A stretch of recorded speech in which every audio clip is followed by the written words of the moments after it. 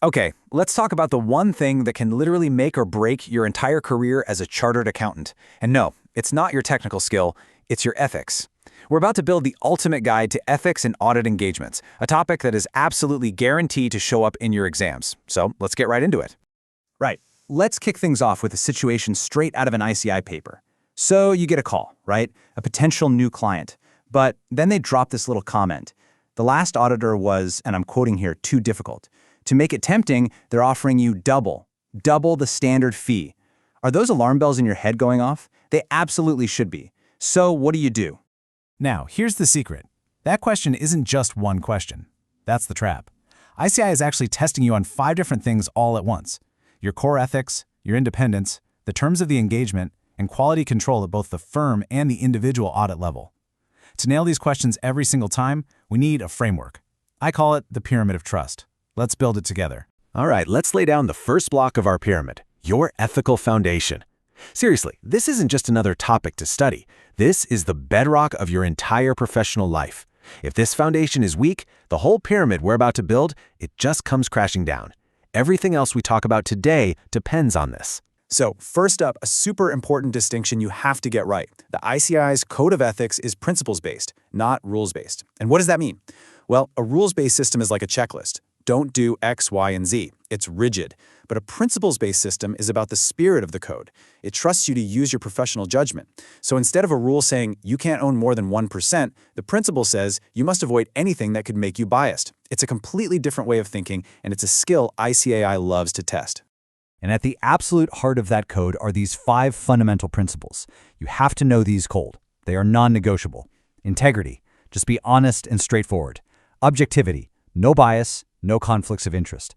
Professional competence and due care. Know your stuff and do your work carefully. Confidentiality, what happens with the client stays with the client. And finally, professional behavior. Don't do anything that makes the profession look bad. These 5 are your North Star for every decision you'll ever make. Okay, let's move up to the next layer of the pyramid, independence and professional skepticism. Look, if ethics is the foundation buried underground, independence is the big, visible cornerstone that everyone sees. It's what gives our work credibility in the eyes of the public. Without it, an audit is basically worthless. Okay, let's run through them.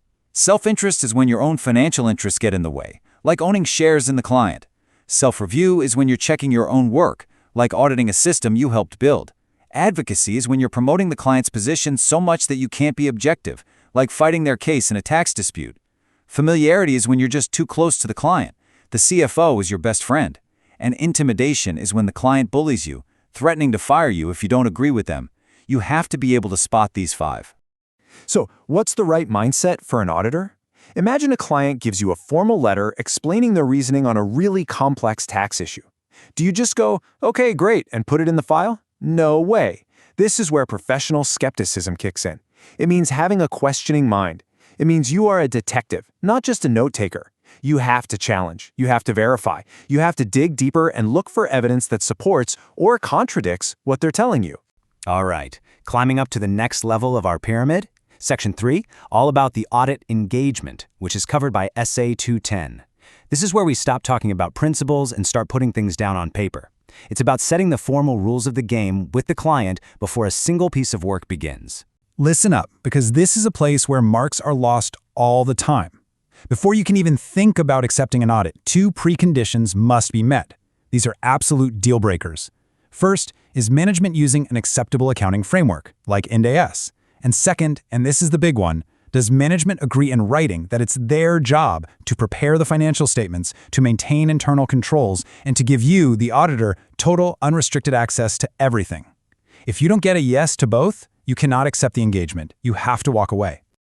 Okay, here's a super simple exam tip that could save you an easy mark. It sounds obvious, but you'd be surprised how many people get this backwards. The audit engagement letter is sent by the auditor to the client. Think of it as your proposal. You set the terms, you send it to them, and they agree. Just remember that flow. Auditor sends, client receives. The engagement letter also manages expectations. It makes it crystal clear what an audit actually is. We provide reasonable assurance. Now that's a high level of assurance, but, and this is the key part, it is not a guarantee. We can't check every single invoice. An audit isn't a promise to find every single error. This protects us and educates the client on what they're actually paying for.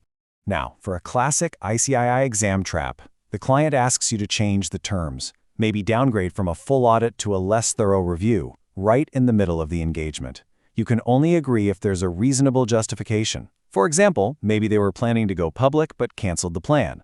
But what's not a good reason? They realized you're finding too many problems and they want to limit your scope.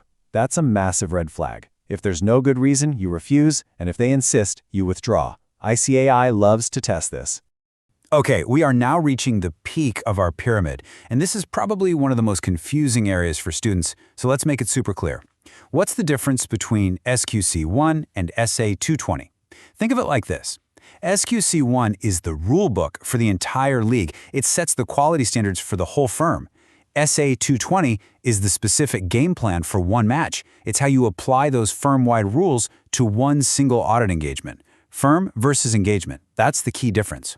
So let's tackle that first part of the apex, firm-level quality control, covered in SQC1. This is all about the big picture system that an entire audit firm has to put in place to make sure that every audit they do is a high-quality one. SQC1 breaks this down into 6 essential parts. First, leadership responsibilities, or tone at the top. This means the partners have to live and breathe quality. Then you need policies for ethical requirements and for deciding which clients to accept or keep. You need good human resources policies, hiring the right people and training them. You need a consistent way to perform engagements. And finally, you need a monitoring process to check that the whole system is actually working. It's the firm's entire quality infrastructure. And here's one of those facts you just have to burn into your memory. This is a favorite for MCQs. Under SOQC1, what is the minimum period a firm must keep its audit documentation? The answer is 7 years. 7 years from the date of the auditor's report. Just memorize it, 7 years. And now for the very top of our pyramid, Section 5, which zooms right in on the specific audit you're working on. This is audit-level quality control under SA 220. This is all about the engagement partner taking personal responsibility for the quality of that one single audit. So what does that mean in practice? SA 220 says the engagement partner, the person in charge, has to personally document a few key things. They have to write down how any tricky ethical or independence issues were handled. They have to document their final conclusion on whether to accept or continue with the client. And they have to document any important consultations they had during the audit. This is the partner putting their name on the line, showing a clear trail of professional judgment. Now, here's the important part for your exam. ICAI is not just going to ask you to list these 5 principles. No way.